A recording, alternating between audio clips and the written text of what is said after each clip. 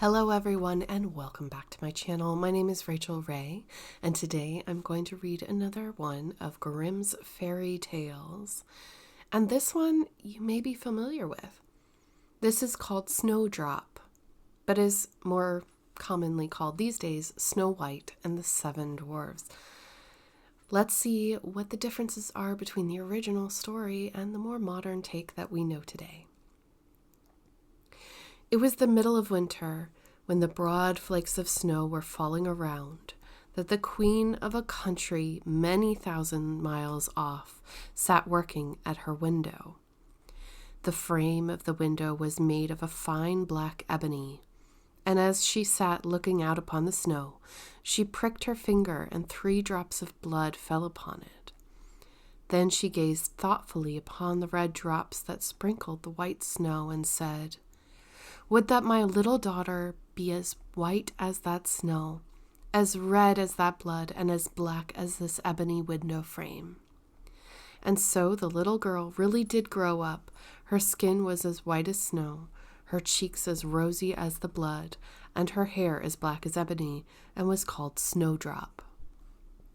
But this queen died, and the king soon married another wife who became queen, and was very beautiful, but so vain that she could not bear to think that anyone would be handsomer than she was. She had a fairy looking-glass, to which she used to go, and then she would gaze upon herself in it and say, "Tell me, glass, tell me true, of all the ladies in the land, who is the fairest? Tell me, who?" And the glass had always answered, "Thou, queen, art the fairest in all the land."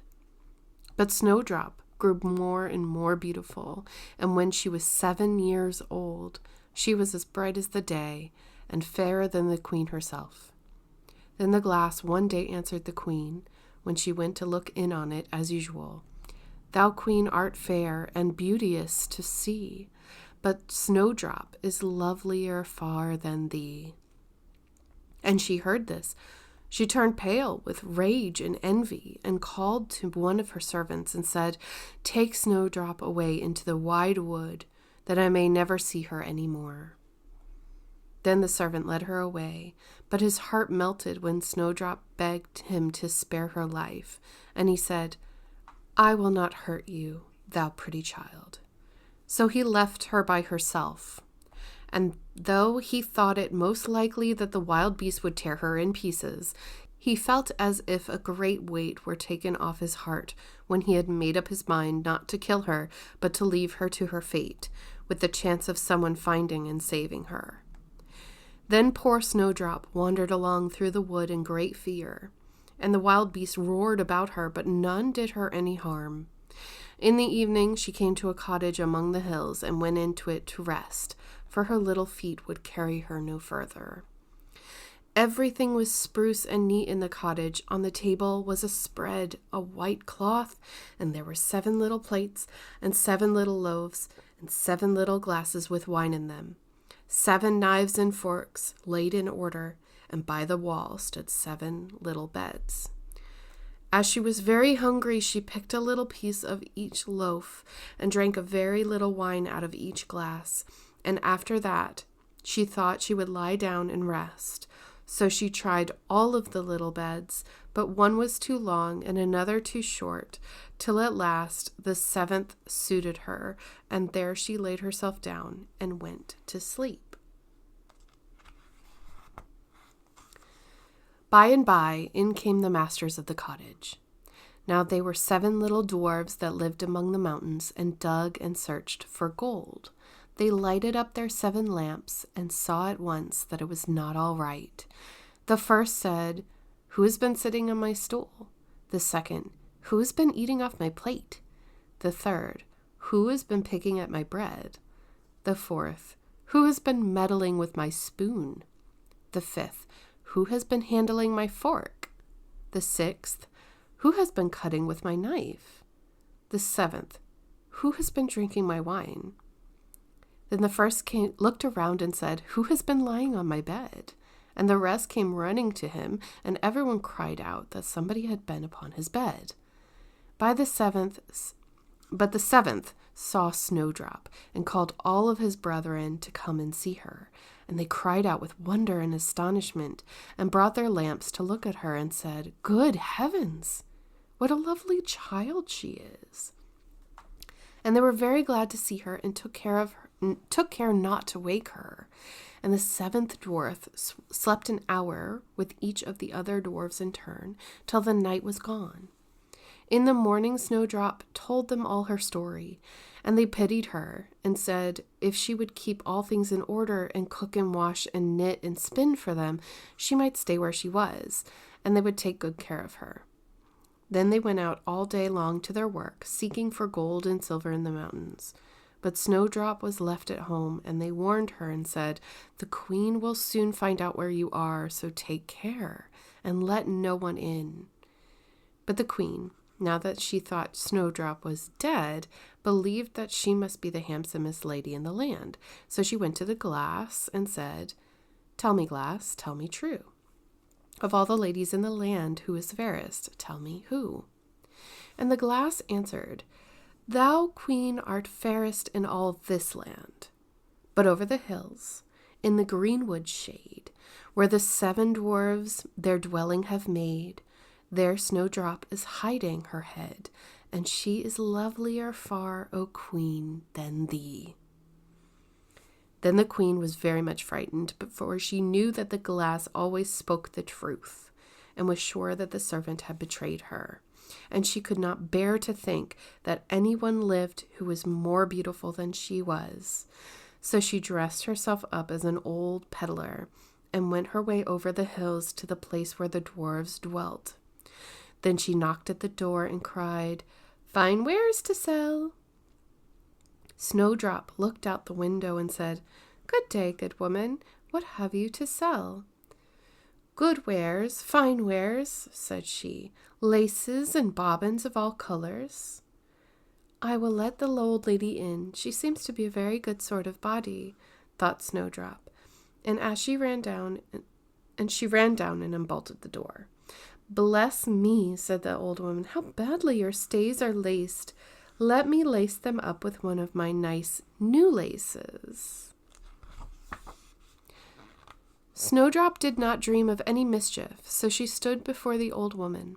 But she set to work so nimbly and pulled the lace so tight that Snowdrop's breath was stopped, and she fell down as if she were dead.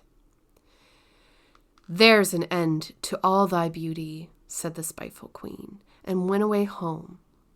In the evening the 7 dwarfs came home, and I need not say how grieved they were to see their faithful Snowdrop stretched out upon the ground, as if she was quite dead. However, they lifted her up, and when they found what ailed her, they cut the lace, and in a little time she began to breathe, and very soon came to life again. Then they said, "The old woman was the queen herself. Take care another time and let no one in while we're away." When the queen got home, she went straight to her glass and spoke to it as before, but to her great grief, it still said, "Thou, queen, art the fairest in all this land, but over the hills, in the greenwood shade, where the 7 dwarves their dwelling have made, there Snowdrop is hiding her head, and she is lovelier far, O queen, than thee." Then the blood ran cold in her heart with spite and malice to see that Snowdrop still lived, and she dressed herself up again, but in quite another dress from the one she wore before, and took with her a poisoned comb. When she reached the dwarf's cottage, she knocked at the door and cried, "Fine wares to sell." But Snowdrop said, "I dare not let anyone in." Then the queen said, "Only look at my beautiful combs," and gave her the poisoned one. And it looked so pretty that she had took it up and put it into her hair to try it. But the moment it touched her head, the poison was so powerful that she fell down senseless. "There you may lie," said the queen, and went her way. But by good luck, the dwarves came in early that evening, and when they saw Snowdrop lying on the ground, they thought what had happened, and soon found the poisoned comb. When they took it away, she got well, and told them all that had passed, and they warned her once more not to open the door to anyone. Meantime, the queen went home to her glass and shook with rage when she read the very same answer as before, and she said, "Snowdrop shall die if it cost me my life." So she went by herself into her chamber and got ready a poisoned apple. The outside looked very rosy and tempting, but whoever tasted it was sure to die. Then she dressed herself up as a peasant's wife and traveled over the hills to the dwarf's cottage and knocked at the door. But Snowdrop put her head out of the window and said, "I dare not let anyone in, for the dwarfs have told me not." "Do as you please," said the old woman, "but at any rate take this pretty apple. I will give it to you." "No," said Snowdrop, "I dare not take it." "You silly girl," answered the other. "What are you afraid of? Do you think it's poisoned? Come, you eat one part and I will eat the other." Now the apple was made up so that one side was good, though the other side was poisoned. So Snowdrop was very much tempted to taste, for the apple looked so very nice. And when she saw the old woman eat, she could wait no longer. But she had scarcely put the piece into her mouth when she fell down dead upon the ground. "This time nothing will save thee," said the queen, and she went home to her glass, and at last said, "Thou, queen, art the fairest of the fair." And then her wicked heart was glad, and as happy as a heart could be. When evening came and the dwarves had gone home, they found Snowdrop lying on the ground. No breath came from her lips, and they were afraid she was quite dead. They lifted her up and combed her hair and washed her face with wine and water, but all was in vain, for the little girl seemed quite dead. So they laid her down upon a bier, and all seven watched and bewailed her 3 whole days. And then they thought they would bury her. But her cheeks were still rosy, and her face looked just as it did while she was alive. So they said, "We will never bury her in the cold ground." So they made a coffin of glass so that they might still look at her, and wrote upon it in golden letters what her name was, and that she was a king's daughter. And the coffin was set among the hills, and one of the dwarves always sat by it and watched. And the birds of the air came too, and bemoaned Snowdrop, and first of all came an owl, and then a raven, and at last a dove, and sat by her side. And thus Snowdrop lay for a long, long time, and still only looked as though she was asleep, for she was even now as white as snow, and as red as blood, and as black as ebony. At last a prince came and called at the dwarf's house, and he saw Snowdrop and read what was written in golden letters. Then he offered the dwarves money and prayed and besought them to let him take her away, but they said, "We will not part with her for all the gold in the world." At last, however, they had pity on him and gave him the coffin, but the moment he lifted it up to carry it home with him, the piece of apple fell from between her lips, and Snowdrop awoke and said, "Where am I?" And the prince said, "Thou art quite safe with me." Then he told her all that had happened and said, "I love you far better than all the world, so come with me to my father's palace, and you shall be my wife." And Snowdrop consented and went home with the prince, and everything was got ready with great pomp and splendor for their wedding. To the feast was asked, among the rest, Snowdrop's old enemy, the queen. And as she was dressing herself in fine rich clothes, she looked in the glass and said, "Tell me, glass, tell me true, of all the ladies in the land, who is fairest? Tell me, who?" And the glass answered, "Thou, lady, art loveliest here, I ween. But lovelier far is the new-made queen." When she heard this, she started with rage, but her envy and curiosity were so great that she could not help setting out to see the bride. And when she had got there and saw that it was no no other than Snowdrop, who, as she thought, had been dead a long while. She choked with rage and fell down and died. But Snowdrop and the prince lived and reigned happily over that land many, many years. And sometimes they went up into the mountains and paid a visit to the little dwarves who had been so kind to Snowdrop in her time of need. So what do you think? What do you think of the original version of this story? I would love to know what you think down below in the comments, and if you enjoyed this video, please don't forget to give me a thumbs up and subscribe so that you can get more videos on crafting in the future. Thank you for watching, and I'll see you next time. Bye!